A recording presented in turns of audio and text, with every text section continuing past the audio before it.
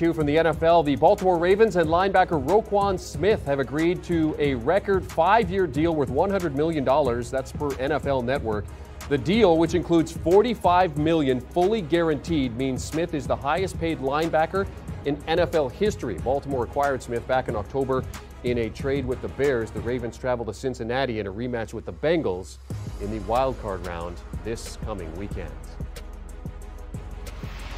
Here to discuss this breaking news, Pete Prisco and Charles Davis. Pete, I'll get your reaction to this. A big deal for Smith, historic deal for him in terms of being the highest paid linebacker in NFL history. Yeah, Ray Lewis must be saying, I came around too soon watching this deal go. I mean, look, Roquan Smith's a good football player. This is a lot of money for an off-the-ball linebacker. And look, he's been good for their defense since he's been there. I got to give him credit.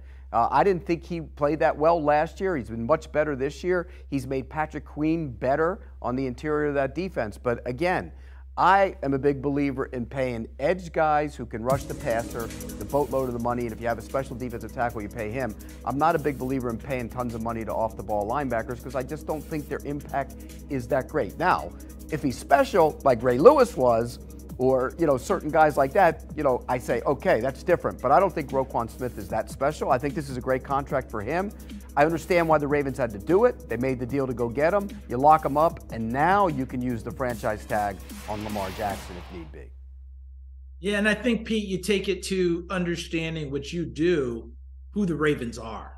Like, I don't know that other teams make this same deal, first of all, trading for him midseason, and then signing him to a big money contract because of their style of play.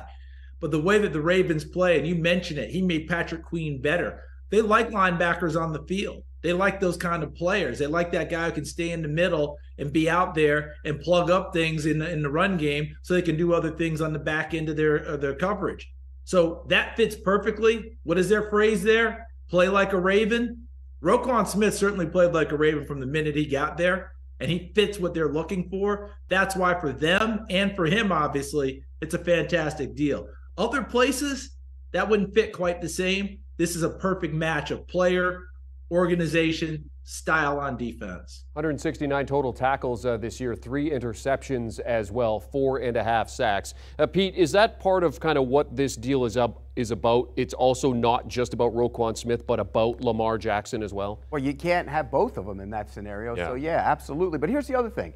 If you're Lamar Jackson and you're sitting there and you traded for and spent all that money to sign a linebacker, and I'm looking at my passing game over the years, and you really haven't done a lot other than Mark Andrews to help me out in the passing game, then I'm a little concerned about that. We know the identity of the Baltimore Ravens. They want to play good defense, run the ball, and have Lamar Jackson have those splash plays. But he would be nice to have a couple big play receivers on that team as well, wouldn't it? And so if I'm him, I'm sitting there saying, hey, we can pay the linebacker. We can trade for and pay a linebacker. Right. And here I am with the same receiving group I've always had. So I think there's got to be a little bit of concern for Lamar Jackson from his camp and his part. By the way, Roquan Smith negotiated this deal himself, the same type of situation Lamar Jackson is doing against Ravens management. So it's interesting. Yeah, it is very interesting, but I also look at it this way. A lot of people concerned about Lamar Jackson contract, the knee injury this year, what the Ravens will do. In some sense, in some ways, to me, he was in a no-lose situation, meaning Lamar Jackson. And the reason I say that is if he doesn't sign a deal with them, they're going to tag him, right? And that's going to be the top 3, and you divide it out and blah, blah, blah, and the whole deal. It's big money. Kirk Cousins went on that franchise tag, it felt like 37 times before he ended up going to Minnesota. There were no holes in his shoes, okay, at the end of the day. He was doing just fine financially. That's not going to be an issue for Lamar. The Ravens may be somewhat relieved that they don't sign a big deal there. And you're talking about helping him out. They gave him Hollywood Brown outside. He's not a great thrower outside the numbers. So it's not the greatest match made in heaven. Working inside with Mark Andrews. They drafted Rashad Bateman from the University of Minnesota, who's a bigger-bodied receiver who runs better inside and runs from the slot and provides targets that way. So playing to the strength of Lamar Jackson is a tough one for the Ravens because you go get one of those super speedy guys outside, What's your return on investment? Is Lamar going to hit him as consistently as you want? That's where things get a little dicey. That's why Mark Andrews is really WR1 for them, even though he's a tight end. Good point. He is that target for them. He is that guy. Yeah, good point. I mean, the pieces are there, but it's a matter of them trying to fit them together. Okay, and Charles made a good point. If he can't hit the outside guy down the field, and that's not a big part of his passing game, then are you overpaying Lamar Jackson? That's the question. I mean, you can't have it both ways. You got it. It's one way or the other. And Pete, that's why part of the reason I think they haven't come to a contract agreement is I feel like the Ravens want to go ahead and tag him.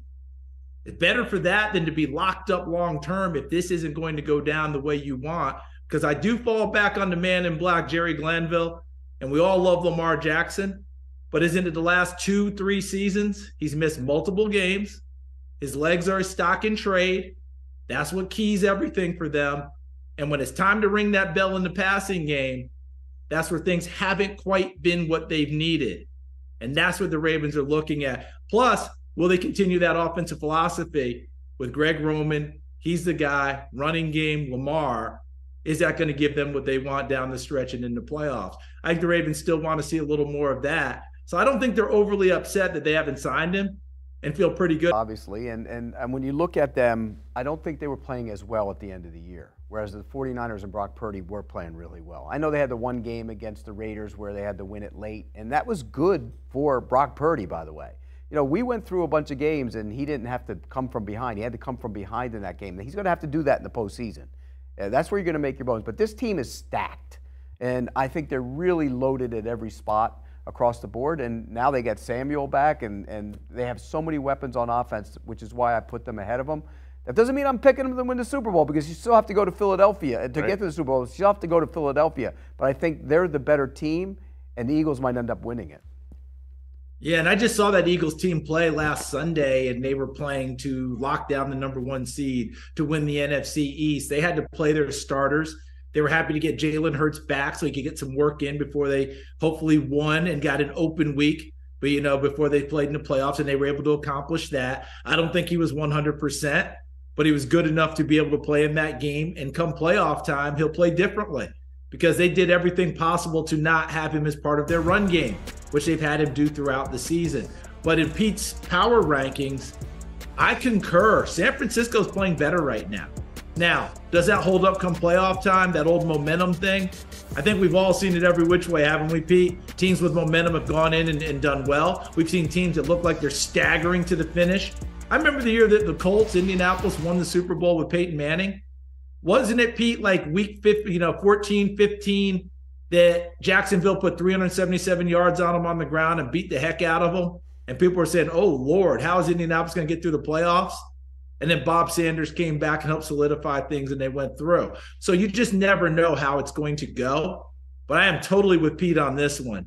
San Francisco is a team on the NFC side right now. If you're asking me who I don't want to play, and I don't care where, it's the 49ers. They have the type of team that travels. They can go in any environment, dome, outdoors, grass, it does not matter, and play with anyone, including going to Philadelphia. And as you said, they're getting healthy, which makes them even more dangerous. The team that they're going to face in the wild card round, the Seattle Seahawks, have to give them a little bit of love because big move for them over the course of the season. Pete, you had them starting the season at 31, and then they bump all the way up. Are you a believer in Geno Smith? I'm a believer in Pete Carroll and John Schneider. They were right. I mean, they got rid of Russell Wilson.